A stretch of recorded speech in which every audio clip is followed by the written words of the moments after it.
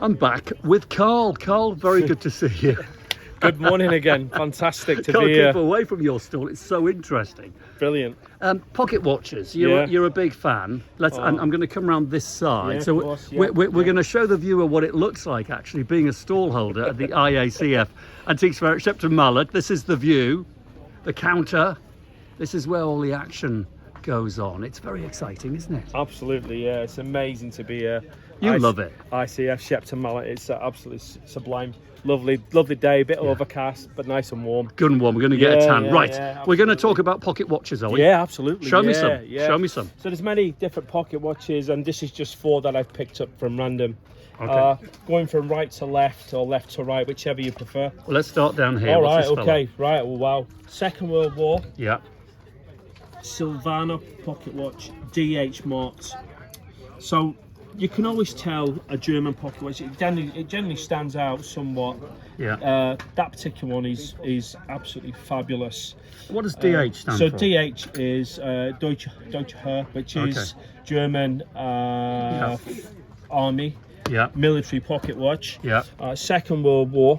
And you can just see it faintly at the back there. It's slightly rubbed, but you can just make out the D and the H. Yeah. But somebody's had that in the pocket and it's been rubbing away. And there you go. It's Brilliant. just it's Second World War German pocket, which is part of our history. It really is, isn't it? Part of our history. What sort of value is that?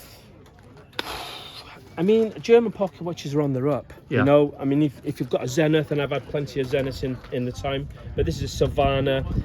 The markings are slightly rubbed. It's about 340-ish. Got you. You know, but it's on the money. But we're here to do a deal. We're not here to take stuff home. You're great. Know, I love you because you're always up for a deal. But it's not always about the money with you. No. And with the very best deal, it isn't. It's about doing a deal, moving it on, getting the money, so you can go and find something interesting again. Well, again, what we've got to talk about is this suicide thing. You know, mental health awareness is so important. True. To everybody, not just to men, but to women, to children who get backed into a corner through bullying, cyberbullying, and so on and so forth. So finding things that are escapism, a passion. Absolutely, escapism. You know, when you go into researching these items, you get lost in your own mind. Yeah.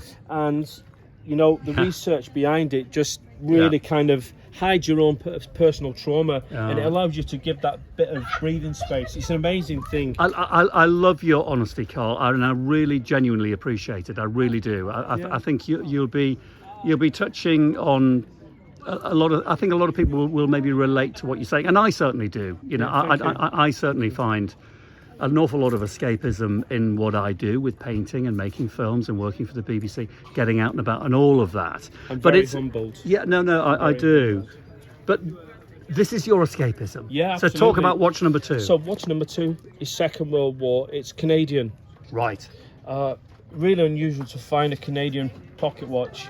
But if you flip it over, what you will find is, if you look at the back here, you'll see there's a little broad arrow, which is the king's property. Oh my goodness gracious. You know, and around this particular broad arrow, you've got the letter C, which denotes Canadian military. Wow, Second that's World great War. information. Now you see, most people would pick up that pocket watch and not understand that at all, but because you've researched the living daylights out of these things for years, you know, Carl. And when you know stuff, it pays dividends, doesn't it? Absolutely, because you know, it just gives great pleasure. Yeah, great pleasure. I get it. Amazing. I get it. Amazing. I love that information. So wherever you're watching in the world, make some notes of this in case you see a pocket watch like that. What sort of value is it?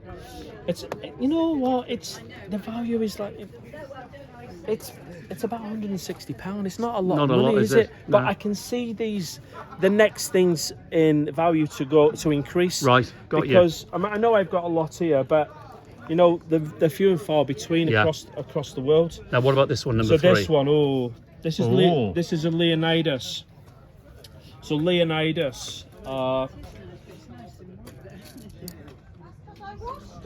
again, military pocket watch. British. This is a British broad arrow pocket watch, and you can see that the sun has bleached the dial. Now, some of these pocket watches have got radium on the the luminous on the hands. As this one. Yeah, and you can see that when it's been left, you can see it on the dial that it's actually bleached the dial itself. How very interesting. In my latest book, A Bash with the British Empire, Funny History for Adults, I talk about the radium girls who used to paint the hands with the luminous material that was so toxic. And they, do you know, they used to paint it on their teeth and on their fingernails and go out on the town so all the boys would know who they were.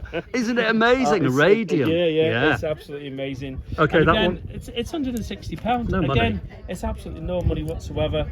Again, no money. General service timepiece, British broad arrow. Yeah. You know, and what the crafty things in Switzerland, what they were doing, they were making pocket watches for the German and for the British.